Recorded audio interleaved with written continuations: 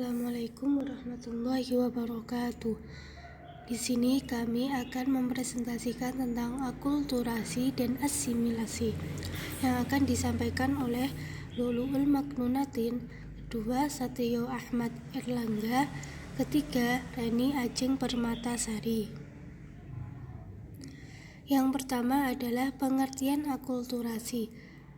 Akulturasi adalah proses sosial yang timbul bila suatu kelompok manusia dengan kebudayaan tertentu dihadapkan dengan unsur-unsur dari suatu kebudayaan asing dengan demikian rupa, sehingga unsur-unsur kebudayaan asing itu lambat laun diterima dan diolah ke dalam kebudayaan sendiri tanpa menyebabkan hilangnya kepribadian kebudayaan itu sendiri.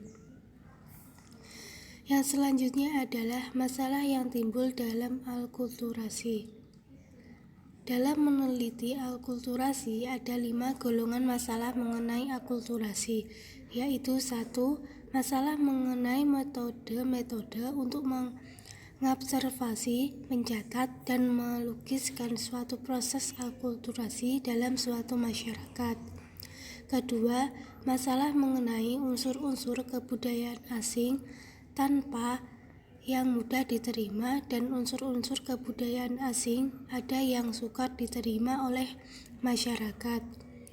Yang tiga, masalah mengenai unsur kebudayaan apa yang mudah diganti atau diubah dan unsur apa yang tidak mudah oleh kebudayaan asing.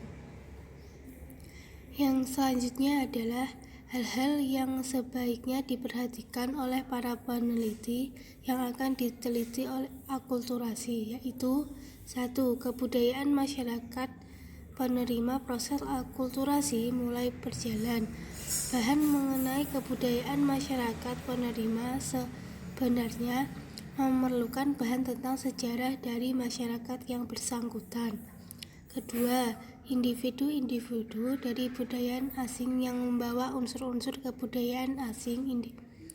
Individu-individu ini disebut juga agent of acculturation.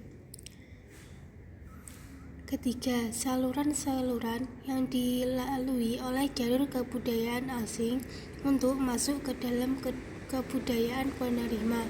Hal ini penting untuk mengetahui gambaran yang jelas dari suatu proses akulturasi.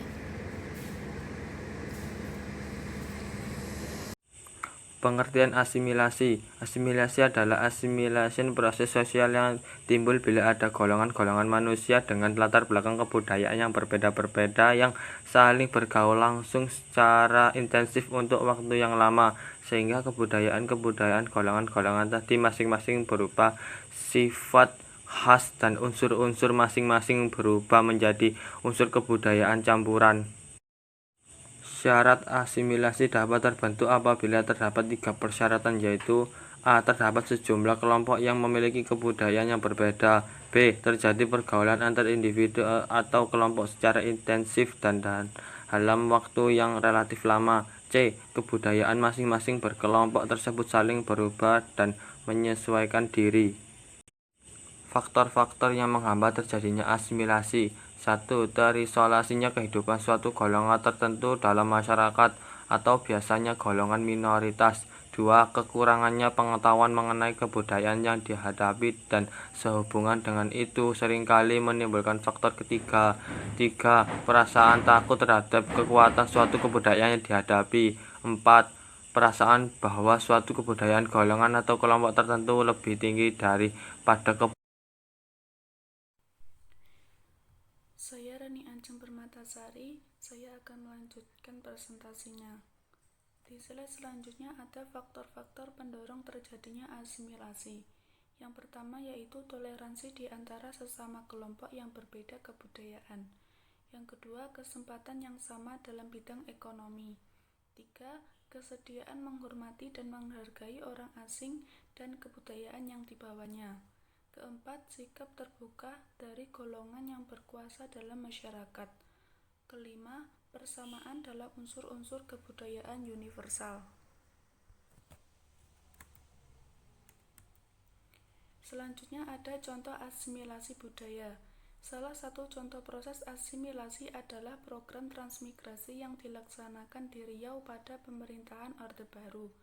Program transmigrasi ini tidak hanya berhasil meratakan jumlah penduduk di pulau Indonesia, tetapi program transmigrasi ini juga mengakibatkan terjadinya asimilasi terutama di wilayah Riau dan menghasilkan kebudayaan baru, misalnya Jawa Melayu, Mandailing Melayu, dan lain-lain.